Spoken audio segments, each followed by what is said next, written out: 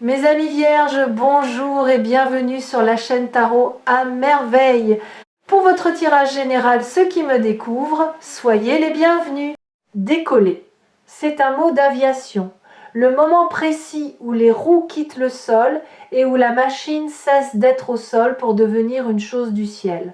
Mais ce moment, aussi spectaculaire qu'il paraisse vu de l'extérieur, n'est pas un événement isolé. Il est l'aboutissement d'une longue préparation. Avant de décoller, l'avion roule longtemps sur la piste. Il accélère, il prend de la vitesse, et chacun de ses mètres parcourus au sol semble à un observateur impatient complètement inutile. Pourquoi ne s'envole-t-il pas tout de suite? Pourquoi tarde-t-il autant? Parce que sans cette accélération préalable, le décollage ne serait pas possible.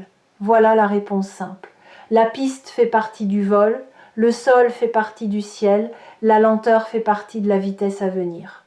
Je commence cette lecture par cette image parce que je veux que vous la gardiez en tête tout au long de ce que je vais vous transmettre. Vous avez peut-être eu ces derniers temps l'impression de ne pas avancer, de rouler sans décoller, de faire des efforts qui ne se traduisaient pas en élévation. Cette impression était trompeuse. Vous étiez sur la piste, vous accélériez, et vous approchez en ce moment même de la vitesse à laquelle l'envol devient inévitable.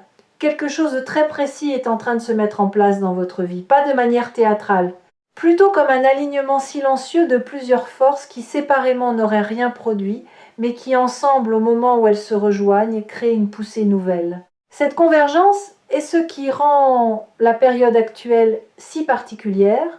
Vous le sentez peu, être déjà comme une sorte de frémissement intérieur, une attente sans objet précis, une intuition que quelque chose se prépare sans pouvoir le nommer. Bienvenue ici sur Tarot à merveille. Si vous êtes arrivé jusqu'à cette lecture, ce n'est pas un détail, c'est un signal. Votre attention est exactement là où elle doit être pour recevoir ce que je vais vous dire. Quelque chose me vient avec force et je veux vous le partager avant d'aller plus loin. Vous portez en vous une intuition depuis longtemps que vous êtes fait pour quelque chose de plus large que ce que vous vivez actuellement. Cette intuition, vous l'avez parfois étouffée parce qu'elle vous semblait prétentieuse. Vous l'avez parfois minimisée parce qu'elle vous paraissait irréaliste. Mais elle est restée. Elle a survécu à tous vos efforts pour la faire taire. Elle est revenue encore et encore, dans des moments calmes, dans des moments de fatigue, dans des moments où vous étiez seul avec vous-même. Cette intuition n'était pas une illusion, c'était pas non plus de l'orgueil mal placé, c'était la voix de quelque chose en vous qui sait, qui a toujours su, qui attend simplement le moment où le contexte extérieur permettrait à cette connaissance intérieure de s'incarner, et le contexte extérieur en ce moment est en train de s'aligner. Ce n'est pas vous qui changez, c'est plutôt qu'enfin vous allez pouvoir être pleinement ce que vous étiez déjà. La différence est subtile, mais elle est essentielle. Le décollage n'est pas une transformation, c'est une révélation. Laissez-moi décomposer pour vous ce que je perçois, parce que ce qui s'apprête à se passer mérite d'être compris dans ses différentes dimensions, pas seulement dans son emballage spectaculaire. D'abord, une question que je veux poser. Qu'est-ce qui empêche habituellement une vie de décoller? Pas l'absence de talent, pas l'absence de désir, pas l'absence d'opportunité. Le plus souvent, ce qui empêche une vie de décoller, c'est une fidélité invisible à des modèles anciens, des manières d'être qui ont été utiles à un moment donné et qui sont devenues, sans qu'on s'en rende compte, des poids morts qu'on continue de transporter par habitude, comme un avion qui chercherait à décoller en gardant ses cales sous les roues. Tant que les cales restent en place, peu importe la puissance des moteurs, l'envol est impossible. Ce qui se passe en ce moment dans votre vie, c'est que ces cales sont en train de tomber, pas toutes en même temps, une par une.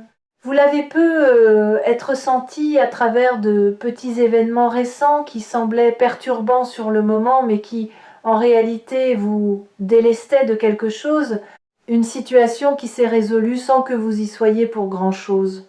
Une relation qui s'est rééquilibrée. Un projet qui a pris une direction inattendue.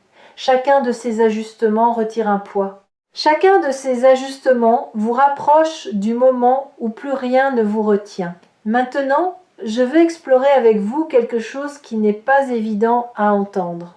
Le décollage va modifier votre rapport à la peur.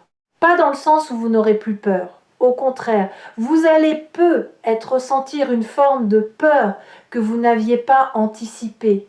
Pas la peur de l'échec, la peur de la réussite.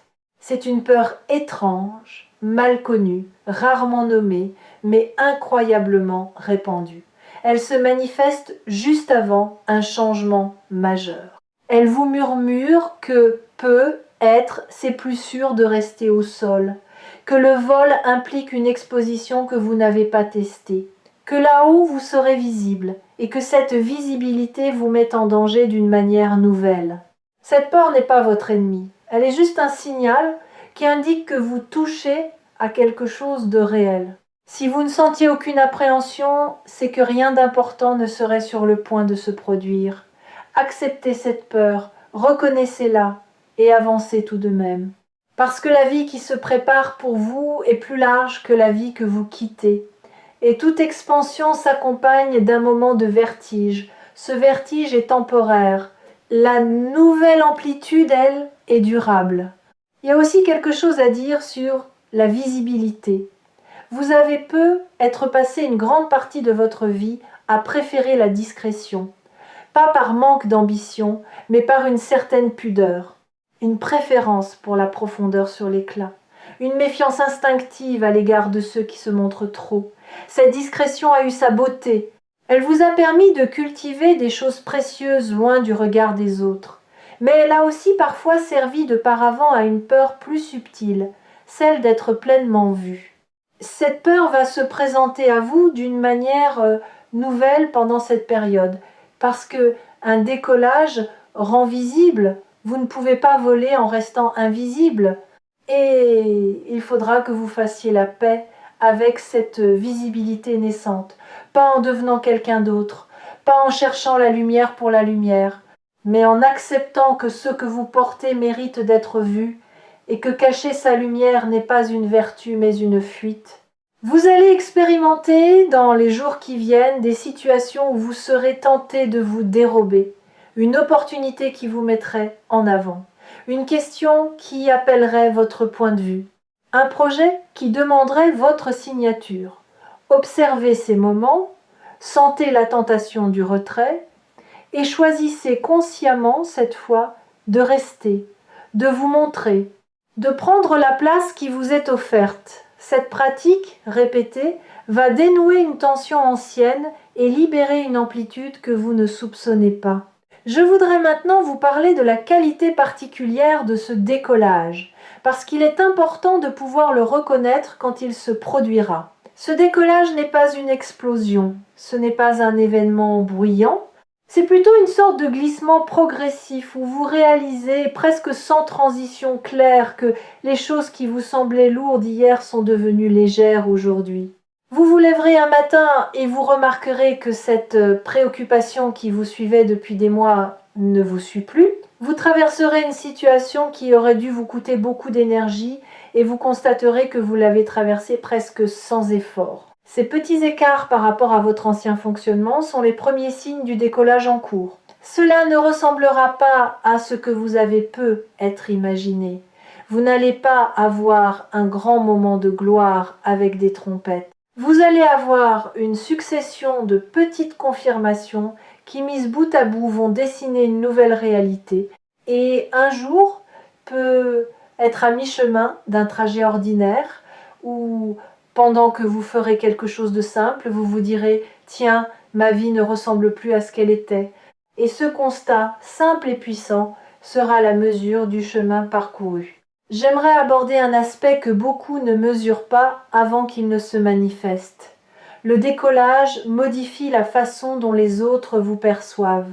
Pas parce que vous changez ce que vous montrez, parce que votre fréquence change et que les gens captent cette fréquence avant même de pouvoir l'analyser.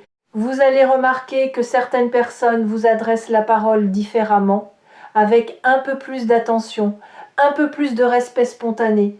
Vous ne saurez pas toujours pourquoi. Vous penserez peu, être que c'est un hasard.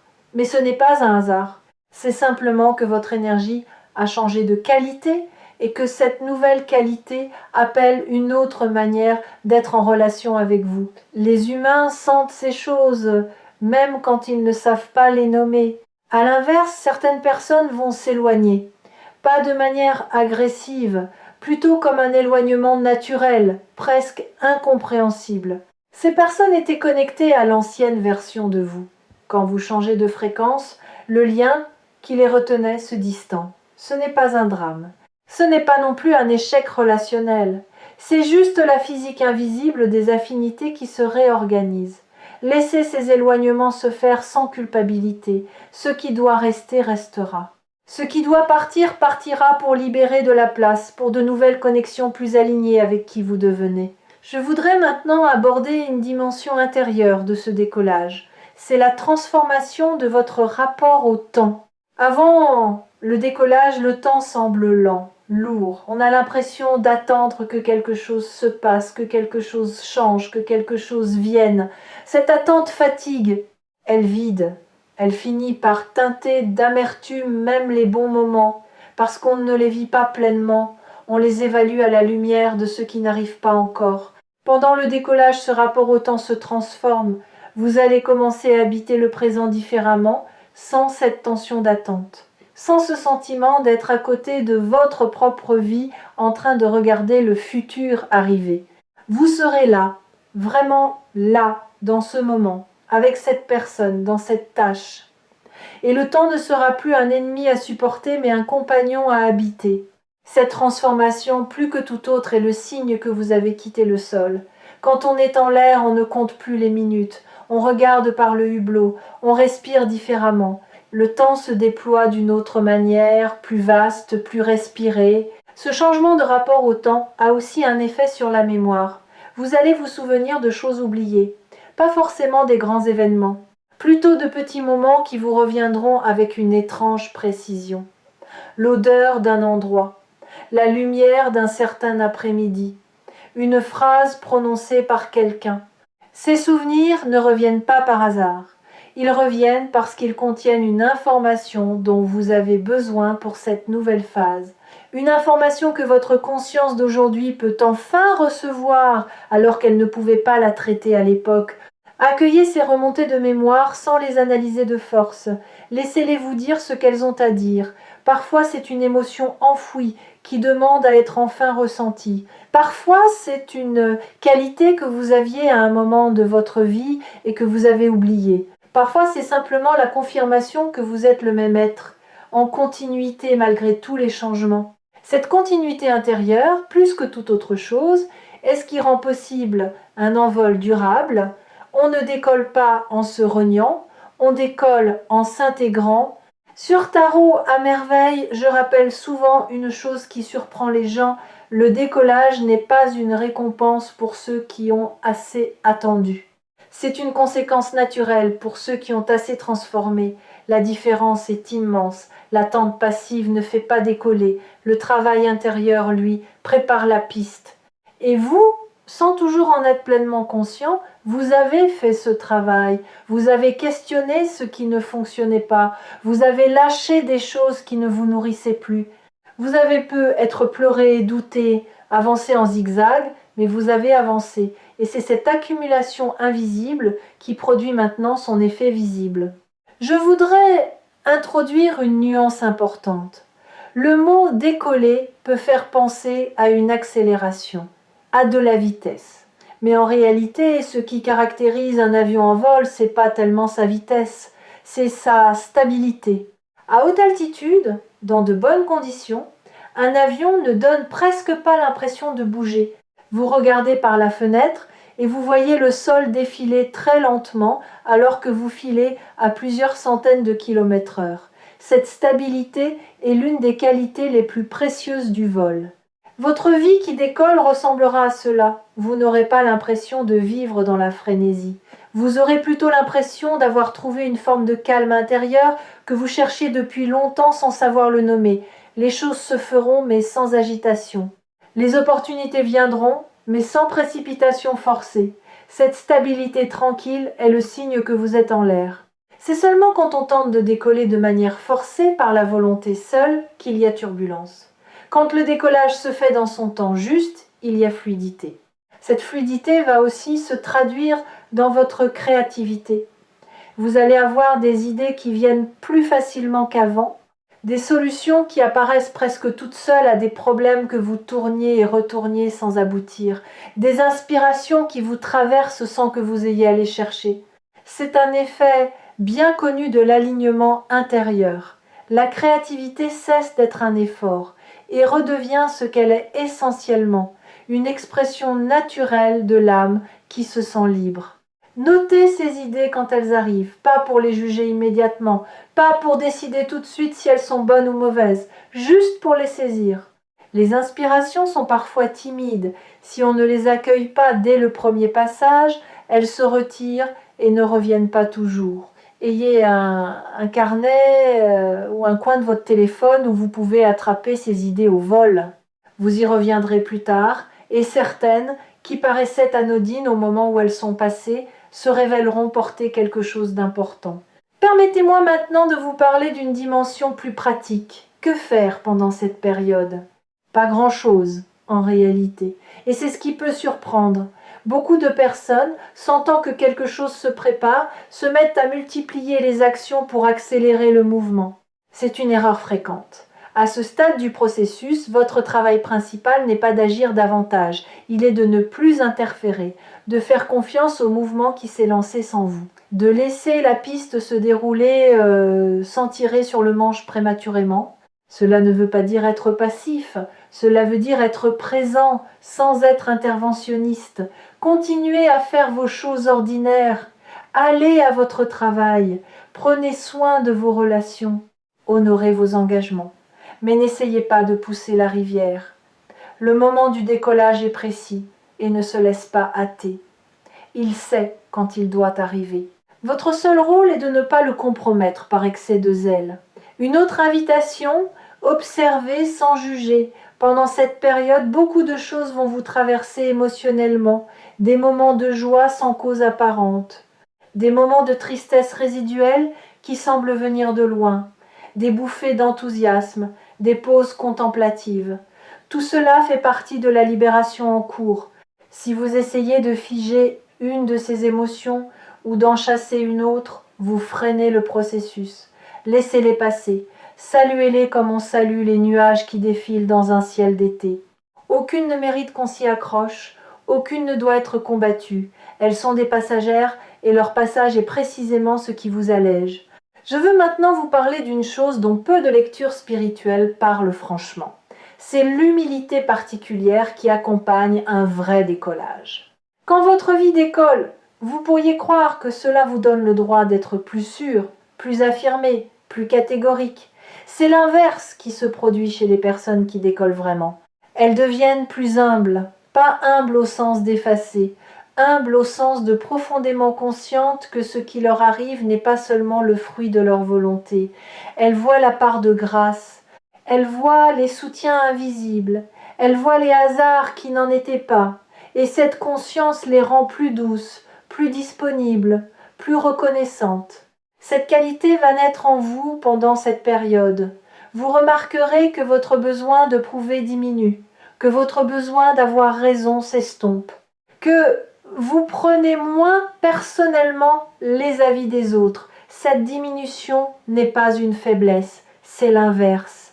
C'est le signe que vous reposez sur une base intérieure plus solide, qui n'a plus besoin de la validation extérieure pour se sentir légitime. Et cette solidité-là, ironiquement, attire bien plus d'approbation que toutes les tentatives bruyantes pour l'obtenir. J'aimerais maintenant vous parler des 3 zones de votre vie où vous allez le plus sentir ce décollage, pas pour vous limiter à ces zones, mais pour aiguiser votre attention. La première zone, c'est votre rapport à votre propre potentiel. Pendant longtemps, vous avez peu être eu une idée légèrement floue de ce dont vous étiez capable. Vous saviez que vous aviez des qualités, mais vous n'arriviez pas à les voir avec netteté. Cette zone va se clarifier rapidement. Vous allez voir presque comme si quelqu'un avait essuyé une vitre qui vous êtes vraiment et ce que vous portez. Cette clarté ne sera pas accompagnée d'orgueil. Elle aura plutôt la qualité d'une simple constatation, comme on remarquerait, en rangeant ses affaires, qu'on possède quelque chose qu'on avait oublié. Et cette redécouverte de soi-même va débloquer une énergie considérable. La deuxième zone, c'est votre relation aux autres. Pas seulement aux autres dans votre cercle proche, mais à l'humanité en général. Quelque chose en vous se réajuste. Vous commencez à voir les gens différemment, avec moins de filtres protecteurs, avec plus de discernement aussi. Vous reconnaissez plus rapidement les personnes alignées avec vous et les personnes qui ne le sont pas, sans jugement excessif, juste avec une lucidité claire. Cette lucidité va guider vos prochains choix relationnels et vous épargner beaucoup de détours. La troisième zone est plus subtile. C'est votre rapport à votre propre histoire. Vous allez commencer à relire votre passé avec un regard neuf. Des événements qui vous semblaient être des échecs vont vous apparaître comme des préparations. Des périodes que vous regardiez avec amertume vont retrouver leur sens. Cette relecture intérieure est une libération profonde, parce qu'elle vous rend votre passé. Et un passé rendu, intégré, accepté, c'est une fondation sur laquelle on peut construire l'avenir. Tant qu'on rejette une partie de son histoire, on bâtit sur un sol fragile. Quand on l'accepte entièrement, le sol devient roc. Je voudrais aussi vous dire quelque chose à propos des doutes, parce qu'ils vont revenir, pas une fois, mais plusieurs fois. Et ce ne sera pas un signe d'échec. Au contraire, plus le décollage approche, plus l'esprit a tendance à proposer des objections. C'est presque mécanique. L'ancien équilibre cherche à se préserver en générant des arguments contre le changement. Vous allez entendre ces arguments. Ils peuvent paraître sensés, ils peuvent paraître prudents, mais leur fonction réelle est de vous garder dans le connu. Quand ces doutes surgissent, ne les combattez pas frontalement. Notez-les, reconnaissez leur présence, mais ne leur donnez pas le pouvoir de décision. Le pouvoir de décision appartient à une partie plus profonde de vous, qui voit plus loin que les raisonnements défensifs.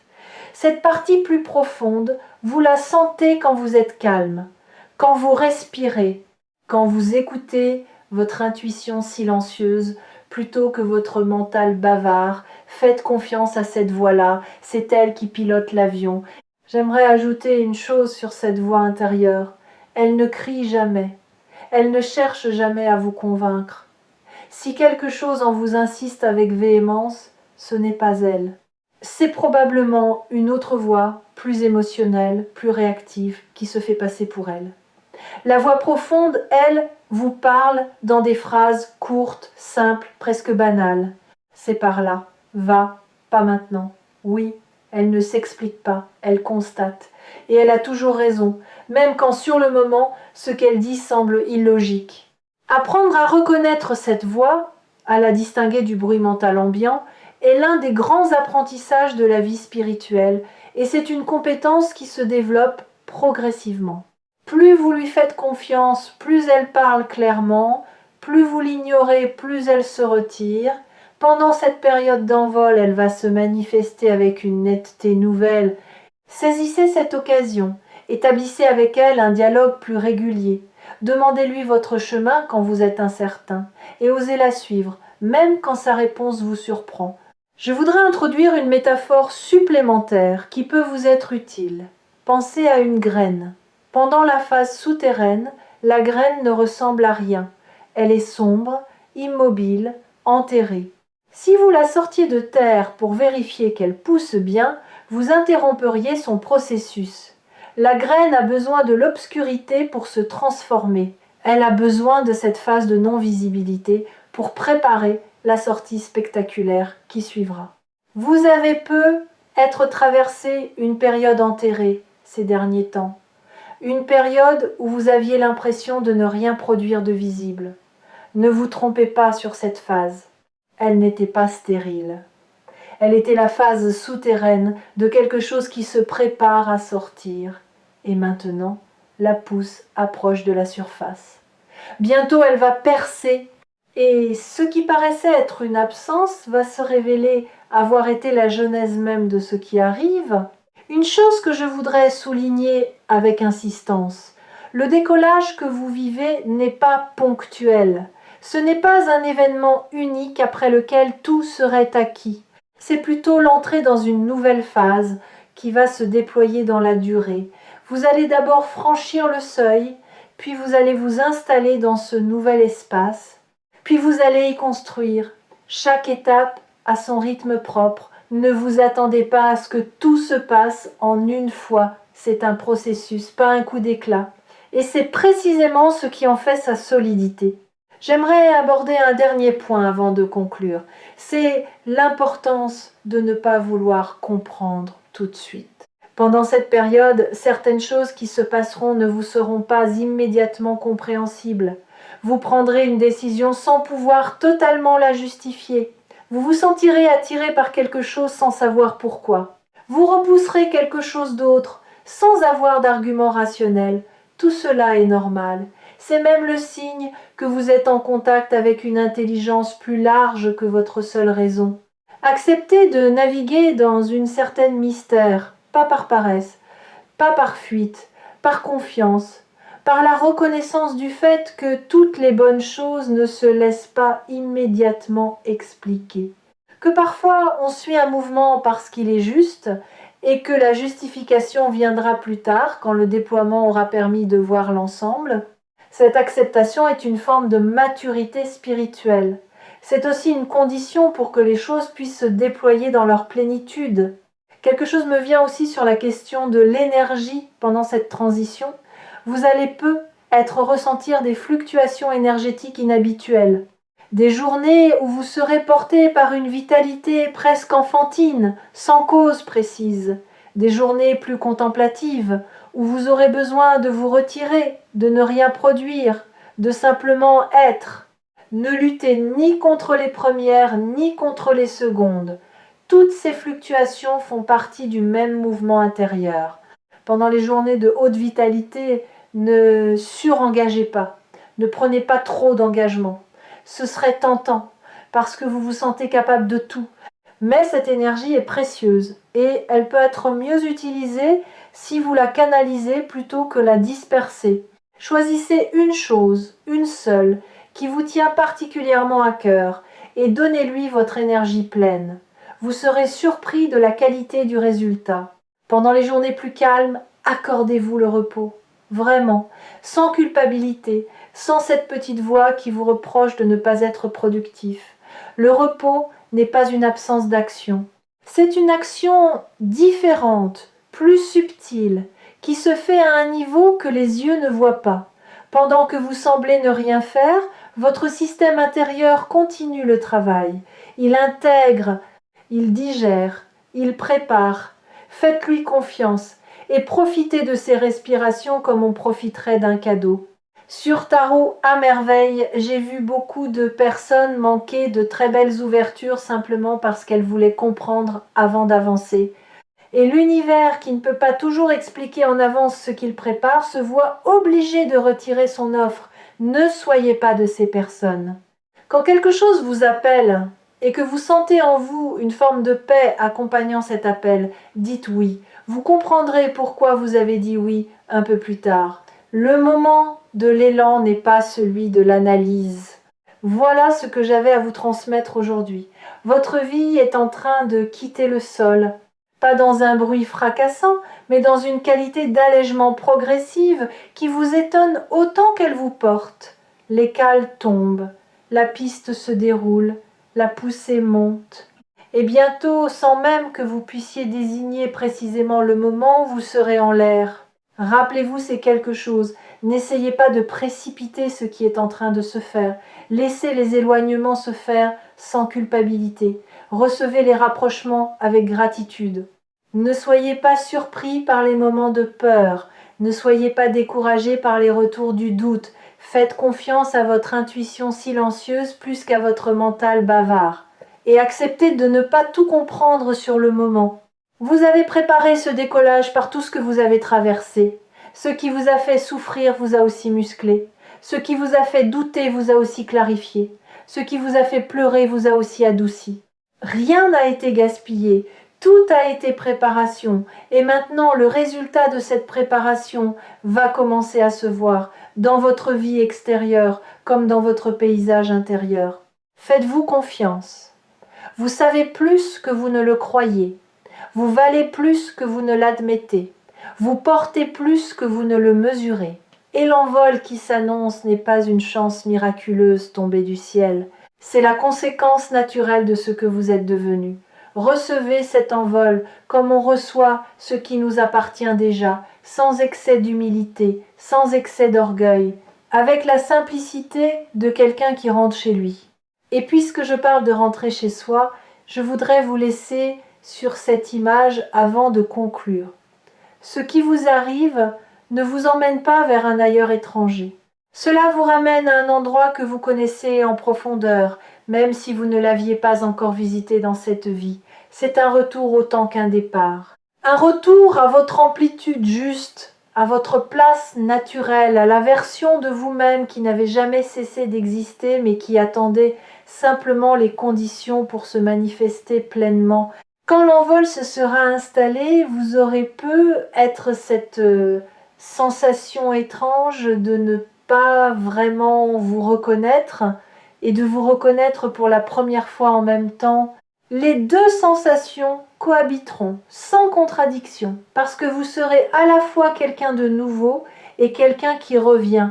C'est l'une des plus belles expériences qu'une vie puisse offrir. Et c'est exactement ce qui s'apprête à se produire pour vous. Faites confiance, le ciel vous attend, il vous a toujours attendu, et ce qui s'apprête à se déployer dans votre vie ne fait pas partie d'un miracle réservé à quelques privilégiés. C'est simplement le résultat naturel d'un long processus intérieur que vous avez mené avec courage, souvent sans en mesurer la portée. Reconnaissez-vous cette honnêteté, vous n'êtes pas chanceux, vous êtes prêt. Et la différence entre les deux est immense, parce que la chance s'épuise alors que la préparation, elle, s'incarne durablement. À très bientôt dans le ciel.